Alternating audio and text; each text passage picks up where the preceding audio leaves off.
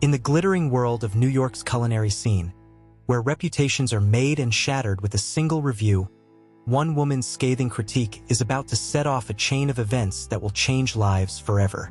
When Amanda Reynolds, the city's most feared food critic, steps into the acclaimed Petit Château, she has no idea that her words will not only threaten to destroy a chef's lifelong dream, but also uncover a secret that could redefine everything she thought she knew about the power of food, second chances, and redemption.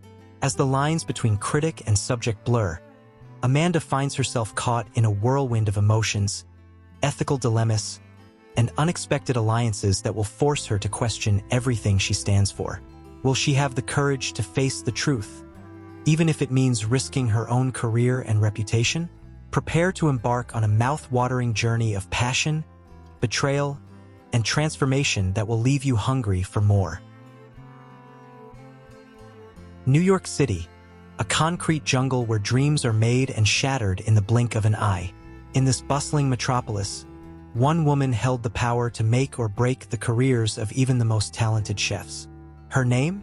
Amanda Reynolds. As the first rays of sunlight crept through the blinds of her Upper East Side apartment, Amanda's alarm blared to life. She groaned, reaching for her phone to silence the intrusive noise. Today was no ordinary day. It was the day she would visit Le Petit Château, the latest culinary sensation that had taken the Big Apple by storm. Amanda sat up, her long dark hair cascading over her shoulders. She glanced at her reflection in the mirror across the room, her piercing blue eyes staring back at her. At 35, she was at the top of her game, feared and respected in equal measure by the city's gastronomic elite. As she padded to the kitchen to make her morning espresso, Amanda's mind wandered to the task ahead. Le Petit Château, helmed by the renowned chef Pierre Dubois, had been the talk of the town for months. Celebrities, politicians, and socialites alike clamored for a table at the exclusive French eatery. But Amanda wasn't impressed by hype. She'd seen restaurants rise and fall faster than the stock market during a recession. Sipping her coffee, she allowed herself a small, wry smile. How many dreams had she crushed with her acerbic pen? How many chefs had wept over her scathing reviews? She'd lost count long ago. As Amanda dressed for the day, selecting an understated yet elegant black dress that screamed power, her phone buzzed with a text from her editor at the New York Tribune. "Don't hold back on this one, Reynolds. Our readers are salivating for your take on Le Petit Château." Amanda smirked. When had she ever held back? As she applied her signature red lipstick, a flash of memory transported her back to a time she'd rather forget. A small, dingy apartment in the Bronx. The smell of boiled cabbage and desperation. A young girl watching her mother count pennies at the kitchen table, trying to figure out how to make rent and put food on the table. Amanda shook her head, banishing the unwelcome recollection. That little girl was gone, replaced by the woman who now dined at the finest establishments in the city, whose words could make or break fortunes. She grabbed her designer handbag and headed out, her heels clicking authoritatively on the sidewalk as she hailed a cab. As the yellow taxi weaved through the chaotic New York traffic, Amanda's mind drifted to her meteoric rise in the world of food criticism. It hadn't been easy. She'd started as a lowly intern at a local food blog, working nights as a waitress to make ends meet. But Amanda had a gift, a palate that could discern the subtlest flavors and a wit that could cut deeper than any chef's knife. Her break came when she filled in for a sick colleague, reviewing a trendy new sushi place in Soho. Her takedown of the pretentious, overpriced raw fish masquerading as cuisine went viral overnight. Suddenly, everyone wanted to know who this brash new voice in the food world was. Amanda leveraged her newfound fame ruthlessly, clawing her way up the ranks of New York's cutthroat media landscape. She became known for her uncompromising standards and razor-sharp prose. Chefs trembled when they heard she was coming to their restaurants. The cab pulled up outside Le Petit Château, a beautiful Belle Époque-style building in the heart of Manhattan. Amanda paid the driver and stepped out, taking a moment to appreciate the restaurant's facade. It was undeniably impressive, but she'd learned long ago that appearances could be deceiving. As she approached the entrance, a memory flashed unbidden through her mind. Her first real restaurant meal, a birthday treat when she was 12. The waiter had sneered at her mother's cheap clothes and their obvious discomfort with the menu. The humiliation still burned, all these years later. Amanda pushed the thought aside as she entered Le Petit Château. The maitre d' recognized her immediately, his eyes widening in a mix of fear and respect. "Ms. Reynolds," he said, his voice quavering slightly. "We've been expecting you. Please, right this way." As Amanda followed him to her table, she could feel the eyes of the other diners on her. Whispers followed in her wake. She reveled in it, this power she wielded. Let them wonder, let them fear. She was judge, jury, and executioner in this world of white tablecloths and champagne dreams. Seated at the best table in the house, Amanda surveyed her domain. The decor was exquisite, she had to admit.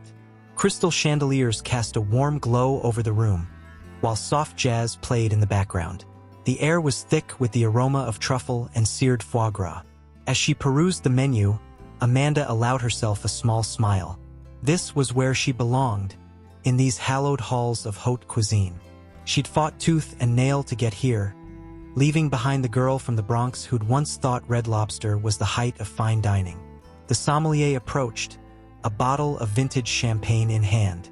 "Compliments of Chef Du Bois," he said, pouring a sparkling measure into a delicate flute. Amanda nodded graciously, but inwardly she scoffed. Did they really think a free glass of bubbly would sway her opinion? She'd built her reputation on her uncompromising integrity. No amount of freebies or special treatment could influence her verdict. As she sipped the admittedly excellent champagne, Amanda steeled herself for the meal ahead. She'd give Chef Du Bois a fair shot, as she always did. But if he failed to meet her exacting standards, she wouldn't hesitate to unleash her literary fury. After all, she hadn't become New York's most feared food critic by being nice. In this dog-eat-dog world, only the strong survived. And Amanda Reynolds was nothing if not a survivor. Little did she know, as she sat there in regal splendor, that this night at Le Petit Château would change everything. Her carefully constructed world was about to be turned upside down, all thanks to an unexpected visitor with 4 legs and a long tail. But for now, blissfully unaware of the chaos to come, Amanda Reynolds raised her glass in a silent toast. To power, to success, and to the delicious anticipation of a meal that could make or break a culinary empire. The stage was set. Let the games begin. The soft glow of candlelight danced across the pristine white tablecloths of Le Petit Château as Amanda Reynolds savored the last sip of her complimentary champagne. Her critical eye swept across the dining room, taking in every detail, from the impeccable place settings to the hushed conversations of New York's elite. As the first course arrived, a delicate amuse-bouche of caviar and creme fraiche on a blini, Amanda allowed herself a moment of anticipation. Perhaps Chef Pierre Du Bois would live up to his reputation after all. She lifted the morsel to her lips, closing her eyes to focus on the flavors. The saltiness of the caviar, the richness of the creme fraiche, the subtle sweetness of the blini. It was a symphony of taste. Amanda's eyebrows raised slightly, a rare sign of approval. Course after course followed, each more impressive than the last. A velvety lobster bisque, a perfectly seared foie gras with fig compote, a melt-in-your-mouth beef tenderloin with truffle sauce. Amanda found herself struggling to find fault, a predicament she rarely encountered. As she was about to take a bite of her palate cleanser, a refreshing lemon sorbet, something caught her eye, a flash of movement near the far wall. She blinked, certain she must be mistaken. But there it was again, a small, gray form scurrying along the baseboard. Amanda's blood ran cold. Couldn't be. Not here, not in New York's most exclusive restaurant. A rat. For a moment, she sat frozen, fork suspended in midair. Then, as if on cue, a woman at a nearby table shrieked, "Oh my God! A rat!" Chaos erupted in the dining room. Chairs scraped against the hardwood floor as patrons leapt to their feet. Wine glasses toppled, their contents staining the pristine tablecloths crimson. The rat, panicked by the sudden commotion, darted out into the open, eliciting more screams. Amanda watched in stunned silence as the carefully cultivated atmosphere of Le Petit Château disintegrated. Waiters rushed about, trying in vain to calm the guests. The maitre d' looked as though he might faint. And then, emerging from the kitchen like a storm cloud, came Chef Pierre Dubois himself. His face was ashen, his tall white toque askew. He surveyed the scene of destruction, his eyes wide with disbelief. For a brief moment, Amanda felt a twinge of sympathy. This was a chef's worst nightmare come to life. But she quickly steeled herself. This was news and she had a job to do. She reached for her phone, ready to document the unfolding disaster. But before she could unlock it, a shadow fell across her table. Looking up, she found herself staring into the haunted eyes of Chef Dubois. Without a word, he leaned down, his lips nearly brushing her ear. "Please," he whispered, his voice ragged. "Not everything is as it seems. Give me a chance to explain." Amanda recoiled, shocked by the unexpected intimacy and the desperation in his voice. She opened her mouth to deliver a scathing retort, but something in the chef's expression gave her pause. In that moment, with the sounds of panic swirling around them, an unspoken communication passed between critic and chef. There was more to the story, Amanda realized.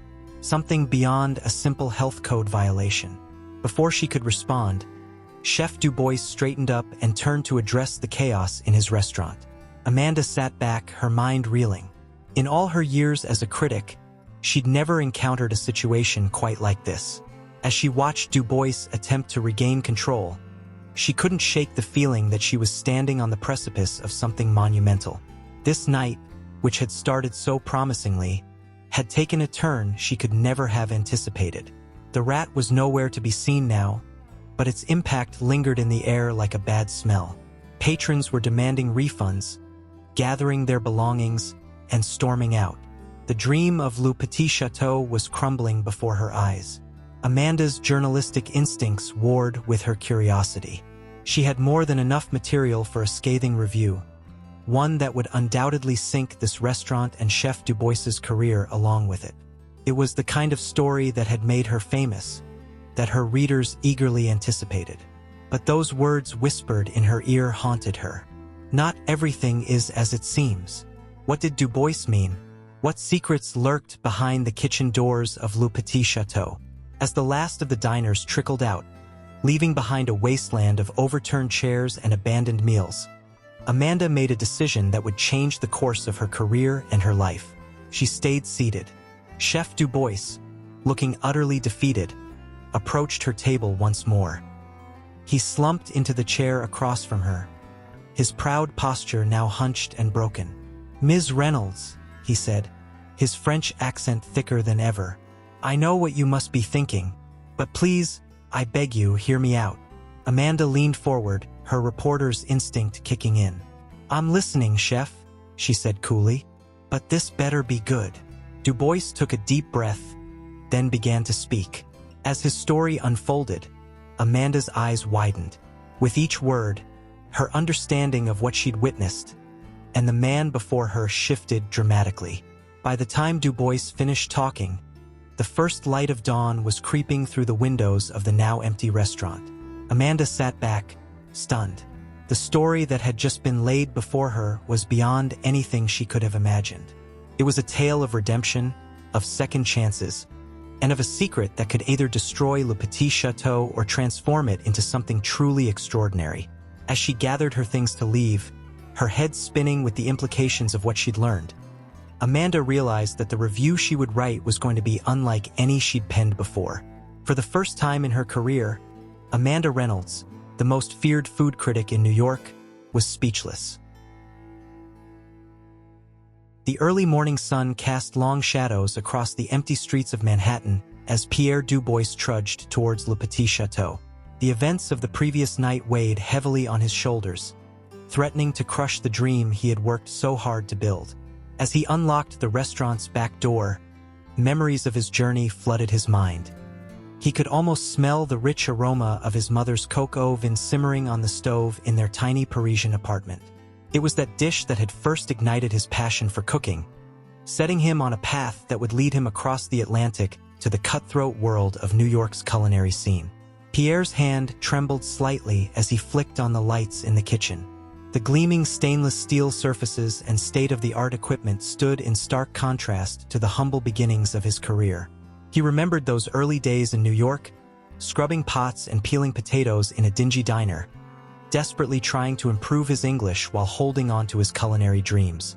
As he began the morning prep work, chopping vegetables with the precision of a surgeon, Pierre's thoughts drifted to the secret that lay at the heart of Le Petit Château. It was a secret that could destroy everything he had built, but also one that filled him with an immense sense of pride. The sound of the back door opening startled Pierre from his reverie. Marcus, a young man with close-cropped hair and tattoos peeking out from beneath his chef's whites, entered the kitchen. "Chef," Marcus nodded, his eyes downcast. "I heard about last night. I'm so sorry." Pierre sighed, putting down his knife. "It's not your fault, Marcus. We'll figure this out." As Marcus began his prep work alongside him, Pierre reflected on the day he had first met the young man. It had been at a job fair for former inmates, an event Pierre had attended on a whim. Something about Marcus's earnest demeanor and obvious passion for cooking had struck a chord with Pierre. Taking a chance, Pierre had offered Marcus an apprenticeship at Le Petit Château. It was a decision that had raised eyebrows among his investors, but one that Pierre had never regretted. Marcus had proven to be a dedicated and talented chef, hungry to learn and determined to make the most of his second chance. As the rest of the kitchen staff began to trickle in, Pierre observed them with a mixture of pride and concern. Each of them had a story similar to Marcus's, ex-cons trying to rebuild their lives through the art of cooking. It was a risky endeavor, but one that Pierre believed in with all his heart. The bustling kitchen was soon filled with the sounds of sizzling pans and chopping knives. Pierre moved from station to station, tasting sauces, adjusting seasonings, and offering words of encouragement to his team. As he worked, Pierre couldn't help but worry about Amanda Reynolds and the review she would write. Would she understand the importance of what they were trying to achieve here? Or would her scathing pen bring an end to this noble experiment? Midway through the morning, Pierre retreated to his small office off the kitchen. Closing the door behind him, he sank into his chair and buried his face in his hands. The weight of responsibility, not just for the restaurant's success, but for the futures of his staff, felt overwhelming. A soft knock at the door interrupted his moment of weakness. "Come in," Pierre called, quickly composing himself. Marcus entered, holding a steaming mug of coffee. "Thought you could use this, chef," he said, placing the mug on the desk. Pierre looked up, touched by the gesture. "Thank you, Marcus. How are you holding up?" Marcus shrugged, his face a mask of guilt. "I can't help feeling responsible, chef. If I hadn't been so careless." Pierre held up a hand, silencing him. "We all make mistakes, Marcus. What matters is how we learn from them and move forward." As Marcus nodded and turned to leave, Pierre called out to him. "Marcus, wait. There's something I need to tell you." Over the next hour, Pierre shared with Marcus the full extent of his conversation with Amanda Reynolds the night before. He explained the critic's potential power to make or break the restaurant, and the difficult decision that lay ahead. Marcus listened intently, his expression growing more serious with each passing minute. When Pierre finished, a heavy silence fell over the office. Finally, Marcus spoke. "Chef, we all know the risk you took in hiring us. If telling the truth means losing everything, maybe it's not worth it." Pierre stood up, placing a hand on Marcus's shoulder. "Every great chef knows that the truth of a dish lies in its ingredients. We cannot compromise who we are or what we believe in. Whatever happens, we face it together." As they returned to the kitchen, Pierre felt a renewed sense of purpose. Yes, the road ahead would be challenging. Yes, they might lose everything they had worked for. But the alternative, turning their backs on the second chances they had fought so hard for, was unthinkable. The rest of the day passed in a blur of preparation and nervous anticipation. As evening approached and the staff gathered for the pre-service meeting, Pierre looked at each of their faces, some anxious, some determined, all united in their commitment to Le Petit Château and the opportunity it represented. "Whatever happens tonight," Pierre said, his voice steady and strong, "I want you all to know how proud I am of what we've built here. This is more than just a restaurant. It's a family. It's a second chance. And no review, no matter how harsh, can take that away from us." As the team dispersed to their stations, Pierre took a deep breath, steeling himself for the evening ahead. He didn't know what Amanda Reynolds would write or how the public would react when the truth came out. But he knew, with unwavering certainty, that the real heart of Le Petit Château beat not in its Michelin-starred menu or its elegant decor, but in the stories of redemption that unfolded every day within its kitchen walls. With a final glance around his domain, Pierre straightened his chef's jacket and prepared to face whatever the night might bring. The stage was set, the players were in place, and the next act in the drama of Le Petit Château was about to begin. The harsh glare of her laptop screen illuminated Amanda Reynolds' face as she sat in her home office, fingers hovering over the keyboard. It was 3 a.m., but sleep was the furthest thing from her mind. The events at Le Petit Château replayed in her head like a surreal movie. The exquisite meal, the shocking appearance of the rat, and the desperate plea from Chef Pierre Dubois. Amanda took a deep breath, steeling herself for what she was about to do. She had built her career on being ruthless, uncompromising. The restaurant industry feared her pen, and her readers devoured her scathing takedowns with gleeful abandon. This was her moment to deliver another career-defining review.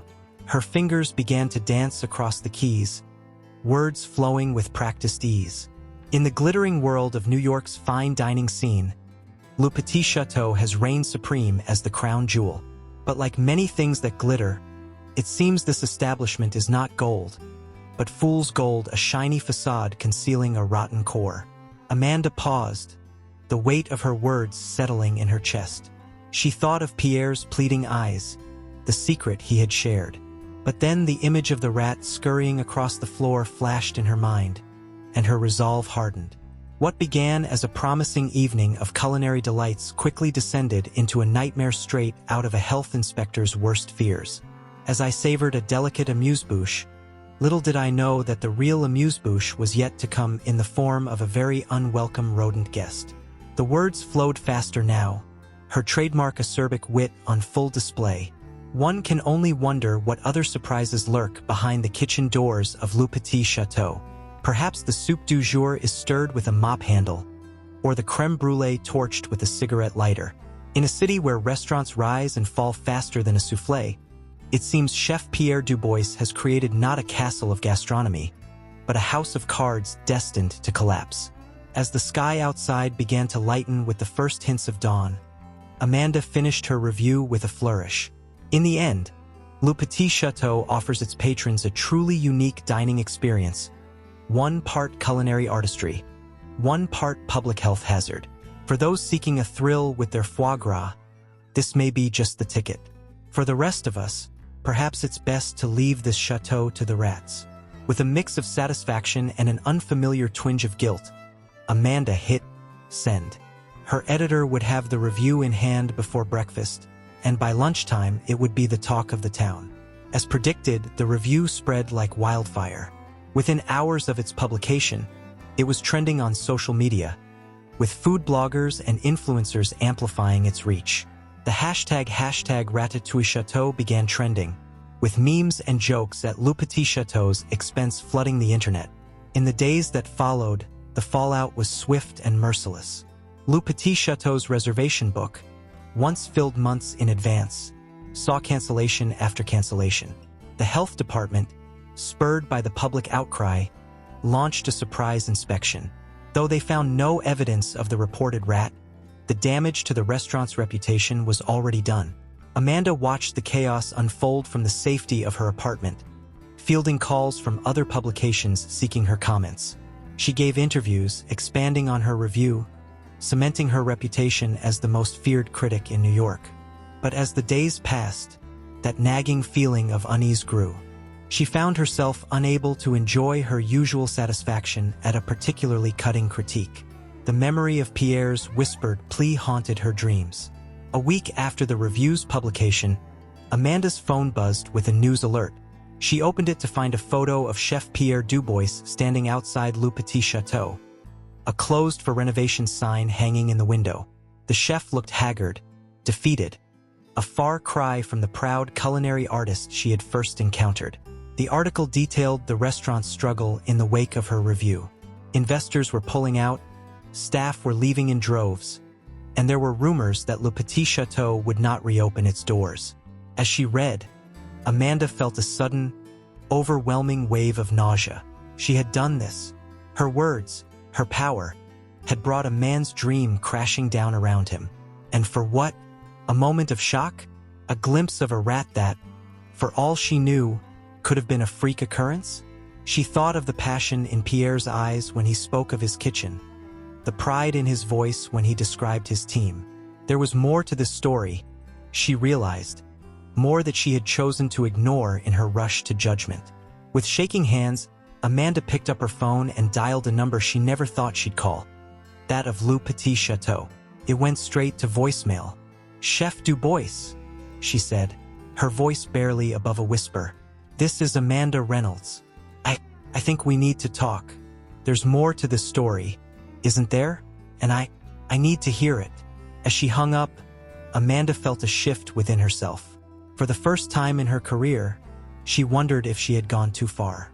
The power she had wielded so carelessly now felt like a burden, a responsibility she wasn't sure she was ready for.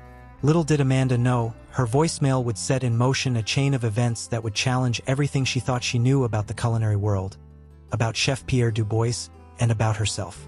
The story of Le Petit Château was far from over. In fact, it was just beginning. The late afternoon sun cast long shadows across the nearly empty dining room of Le Petit Château as Amanda Reynolds stepped inside.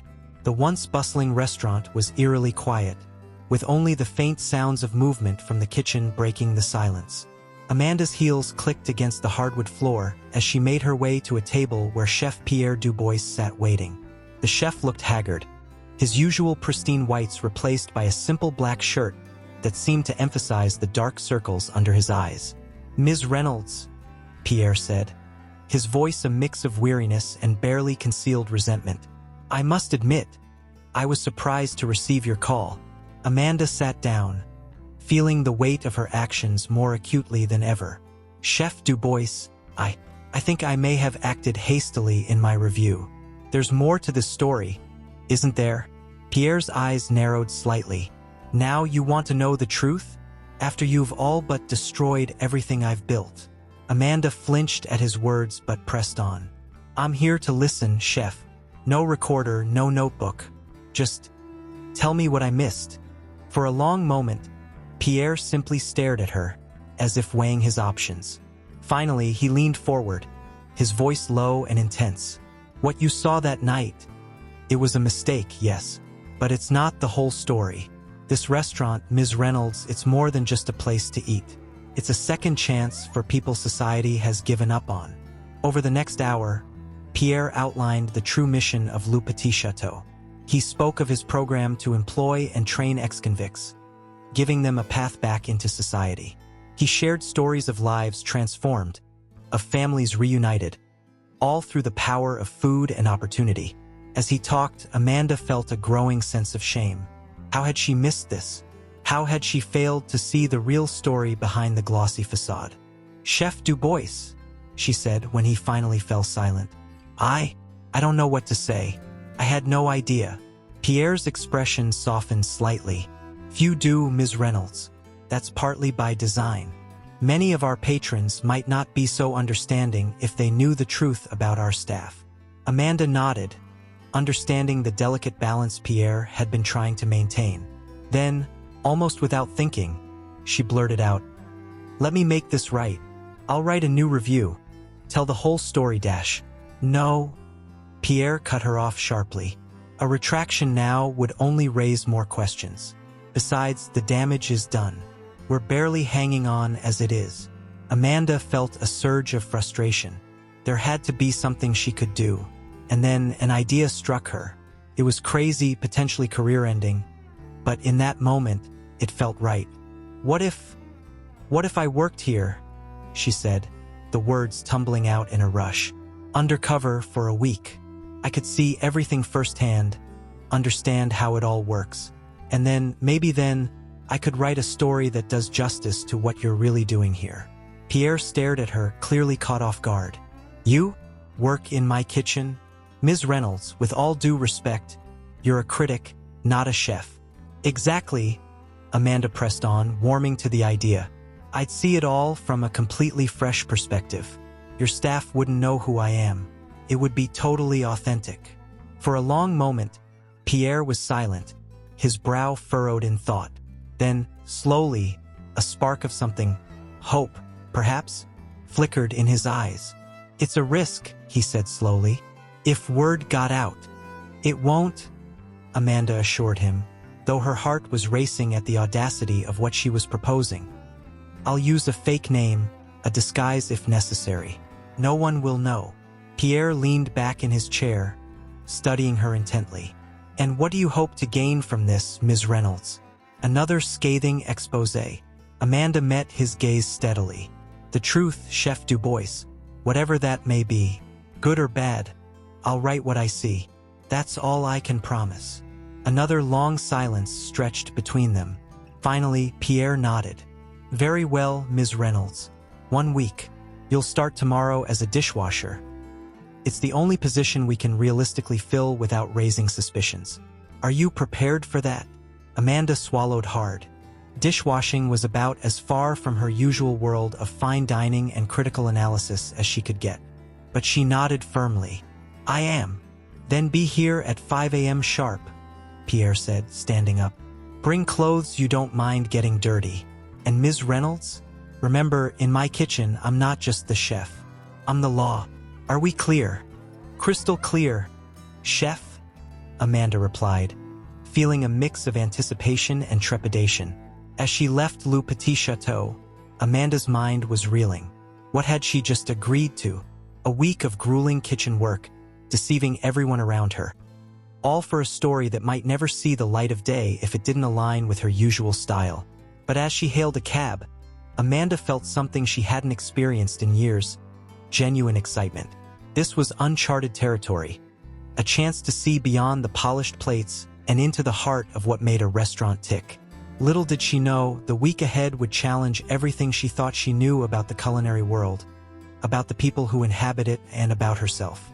As the cab pulled away from Le Petit Château, Amanda Reynolds, the feared critic of New York's dining scene, was about to embark on the most transformative experience of her career and her life. The pre-dawn darkness shrouded New York City as Amanda, disguised in plain clothes and minimal makeup, slipped through the back door of Le Petit Château. The kitchen was already humming with activity. Prep cooks chopping vegetables and sauté pans sizzling on the stove. You must be Amy, a gruff voice said. Amanda turned to see a burly man with tattoos covering his arms. I'm Marcus. Chef said you'd be joining us. Ever worked a dish pit before? Amanda shook her head, trying to look nervous rather than out of place. No, but I'm a quick learner. Marcus grunted. You'd better be. Follow me. The next few hours were a blur of steam, suds, and endless stacks of dirty pots and pans. Amanda's manicured hands grew raw and pruny. Her back ached, and sweat plastered her hair to her forehead. By mid-morning, she was exhausted and wondering what she'd gotten herself into. During a rare lull, Amanda overheard two line cooks whispering nearby. Did you hear? That critic's review is killing us. Reservations are down 70%. Yeah, and you know what that means. If this keeps up, we'll all be out of jobs soon. Amanda felt a pang of guilt. She hadn't considered how her words might affect the staff's livelihoods. As the days wore on, Amanda found herself drawn into the rhythm of kitchen life. She learned the names and stories of her coworkers, ex-cons working to rebuild their lives, immigrants chasing the American dream, young culinary school graduates paying their dues. She watched in awe as Chef Pierre moved through the kitchen like a conductor, coaxing perfection from each station. His dedication to his staff was evident in every patient explanation, every word of encouragement. On her fourth day, Amanda was taking out the trash when she noticed something odd. a small cage hidden behind some crates. Inside was a white rat. "I see you've met Remy," a voice said behind her. Amanda whirled around to see Marcus standing there, looking sheepish. "Remy?" Amanda asked, her heart racing. Marcus sighed. "He's my pet. I know it's against the rules, but he helps with my anxiety. I've been bringing him to work, keeping him in the office. That night, the night of the review, he got out somehow." Amanda felt like she'd been punched in the gut. The rat, the very incident that had sparked her scathing review, was a beloved pet, not a sign of poor sanitation. Before she could respond, Chef Pierre's voice boomed across the kitchen. "Marcus, Amy, back inside now." As they hurried back, Amanda's mind was reeling. How much had she misunderstood? How many lives had she impacted with her hasty judgment? That evening, as service wound down, Amanda was scrubbing a particularly stubborn pot when she overheard Pierre in heated conversation with someone in his office. "I don't care about the money, Jean," Pierre was saying. "These people are my family. I won't abandon them just because times are tough." "Be reasonable, Pierre," a smooth voice replied. "The restaurant is hemorrhaging money. If you don't make changes, you'll lose everything. Starting with those charity cases you insist on employing." Amanda leaned closer, straining to hear more, when suddenly a hand gripped her arm. She looked up to see Marcus, his expression a mix of suspicion and anger. "Who are you really?" he demanded in a low voice. "I've seen you taking notes. You're not just some random dishwasher, are you?" Amanda felt a cold sweat break out on her forehead. Her cover was blown. As she opened her mouth to respond, Chef Pierre emerged from his office, looking weary. His eyes widened as he took in the scene, Marcus gripping Amanda's arm, Amanda looking guilty and panicked. "What's going on here?" Pierre demanded. Marcus turned to the chef. "She's been spying on us, taking notes. I think she might be another critic, or maybe from the health department." Pierre's gaze locked with Amanda's, and she saw the moment of decision in his eyes. Would he expose her true identity? After a long, tense moment, Pierre spoke. "Marcus, let her go. I think it's time we had a talk in my office." As Amanda followed Pierre, she could feel the eyes of the entire kitchen staff on her. The charade was over. Now, she would have to face the consequences of her deception and decide where her true loyalties lay. Inside the office, Pierre closed the door and turned to her, his expression unreadable. "Well, Ms. Reynolds," he said quietly, "it seems we've reached a crossroads. The question is, what happens next?" Amanda took a deep breath, knowing that her next words could determine not just the fate of Le Petit Château, but the course of her own career and conscience. The truth, in all its complexity, was about to come to light. Amanda stood in Chef Pierre's office, her heart pounding. The weight of her deception and the potential consequences of her actions bore down on her like a physical force. "Chef, I can explain," she began, but Pierre held up a hand to silence her. "Ms. Reynolds, I believe we're past the point of explanations," he said, his voice tired but firm. "The question now is, what do you intend to do with what you've learned?" Before Amanda could respond, there was a commotion outside. The office door burst open, and Marcus stormed in, followed by several other kitchen staff members. "Chef, is it true?" Marcus demanded. "Is she really Amanda Reynolds, the critic who trashed us?" Pierre nodded slowly. "Yes, Marcus, it's true." The room erupted in angry voices. Amanda felt the full force of their betrayal and anger washing over her. "Enough!" Pierre's voice cut through the chaos. "Everyone out, except you, Ms. Reynolds." As the staff filed out, shooting venomous glares at Amanda, she sank into a chair, feeling utterly defeated. "I made a terrible mistake," she said quietly. "With my review and with this deception. I want to make it right." Pierre studied her for a long moment. "And how do you propose to do that?" "I'll write a new piece," Amanda said, her voice gaining strength. "The real story of Le Petit Château. The second chances, the dedication, the family you've built here. I'll tell the world the truth." Just then, Amanda's phone buzzed. It was a text from her editor. "Reynolds, where the hell are you? We need to talk now. Your job's on the line." Amanda's blood ran cold. She looked up at Pierre, who had noticed her expression change. "Problem?" he asked. Amanda took a deep breath. "My editor. He's threatening my job. I think he knows something's up." Pierre's eyes narrowed. "So, Ms. Reynolds, it seems we've reached the moment of truth. Your career or your conscience? Which will it be?" As if on cue, Amanda's phone rang. Her editor's name flashed on the screen. With trembling hands, Amanda answered the call, putting it on speaker. "Reynolds, where have you been? I've got the owner of the Tribune breathing down my neck. He wants another hit piece on Le Petit Château. Something about health code violations and ex-con employees. I need 2,000 words by midnight, and it better be as brutal as your last review.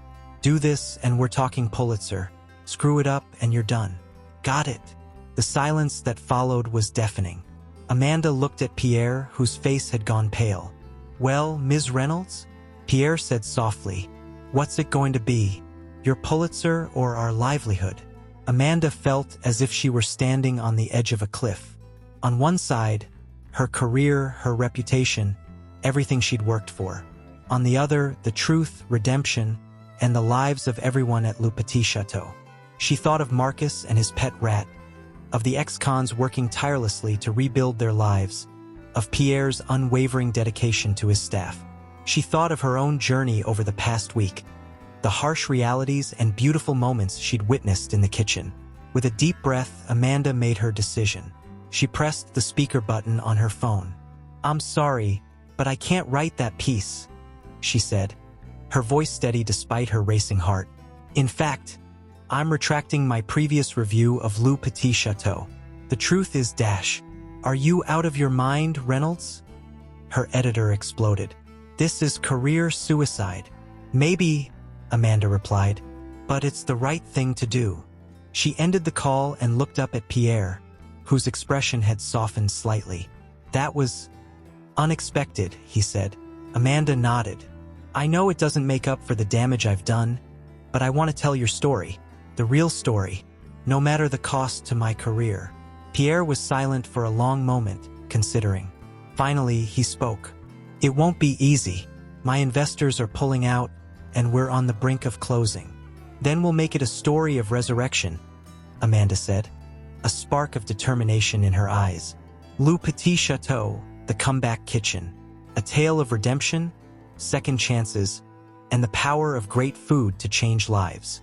A ghost of a smile played on Pierre's lips. "It's a risk. Life's full of them," Amanda replied. "Isn't that what your kitchen is all about? Taking risks on people others have given up on?" Pierre nodded slowly. "Very well, Ms. Reynolds. You have one shot to make this right. Don't make me regret it." As Amanda left the office, she knew the hardest part was yet to come. She had to face the staff, explain herself, and somehow convince them to trust her with their stories. But as she looked around the kitchen, at the faces that had become familiar over the past week, she felt a surge of resolve. This was more than just a story now. It was a mission to save Le Petit Château and everything it stood for. With a deep breath, Amanda stepped forward to face the music, ready to fight for the truth, for redemption, and for a second chance. Not just for Le Petit Château, but for herself as well. The bustling streets of New York City seemed to pulse with anticipation as Amanda Reynolds made her way to Le Petit Château. It had been 3 weeks since her dramatic decision to tell the true story of the restaurant, and today was the day her article would be published. As she approached the familiar facade, Amanda's stomach churned with a mix of nerves and excitement. The restaurant's windows, once covered with closed for renovation signs, now sparkled in the morning sunlight. A small crowd had already gathered outside, their faces pressed against the glass, trying to catch a glimpse of what lay within. Amanda took a deep breath and pushed open the door. The interior of Le Petit Château had been transformed. Gone were the stuffy white tablecloths and crystal chandeliers. In their place was a warm, inviting space with rustic wooden tables and soft, ambient lighting. The walls were adorned with framed newspaper clippings and photographs, each telling a story of redemption and second chances. As she made her way to the kitchen, Amanda was greeted by familiar faces, the staff she had worked alongside during her week undercover.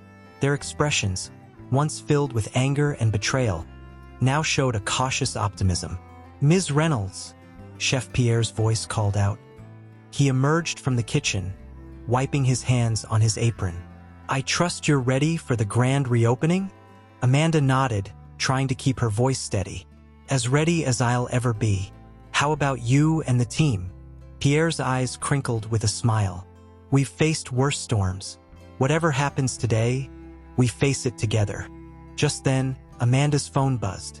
It was a notification from the New York Tribune's website. Her article was live. As if on cue, the restaurant's phone began to ring. Pierre answered, his expression changing from curiosity to surprise to joy in a matter of seconds. "It seems," he said as he hung up, "that we are fully booked for the next month." A cheer went up from the staff.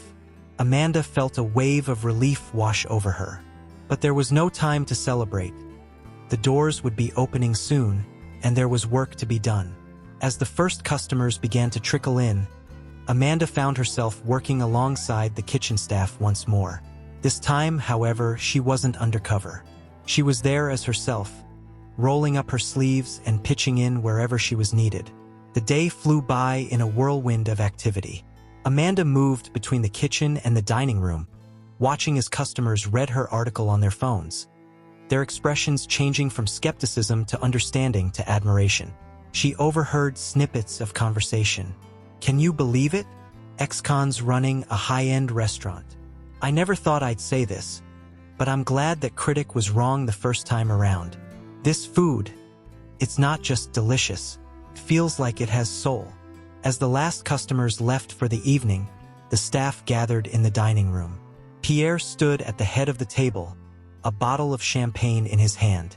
"Today," he began, his voice thick with emotion, "we have proven that second chances are not just possible, they are essential.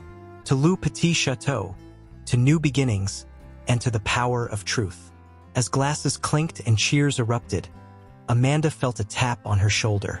She turned to see Marcus, the chef who had first suspected her true identity.